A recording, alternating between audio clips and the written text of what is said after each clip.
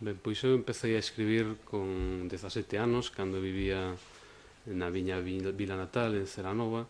Empecé a escribir, pois, como empezan a escribir pois, os rapaces desta idade, un pouco por decirse a sí mesmo as cousas que empeza a sentir, as rupturas que empeza a sentir. Empecé a escribir dun xeito impulsivo, sen saber moi ben o que facía. Eu non tiña unha formación literaria excesivamente ampla, e dende esa idade, dende os 17 anos, estiven escribindo, máis ou menos ata os 30, que publiquei o meu primeiro libro, Raizames.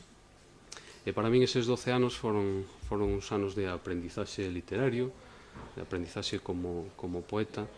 Eu nese momento realmente escribía, como todos os adolescentes, pois de algún xeito para apontoar un mundo que claramente estaba en perigo de derruba, non? Eu penso que os poetas, a fin de contas, seguimos escribindo sempre apontoando espazos que imos perdendo polo camiño, non?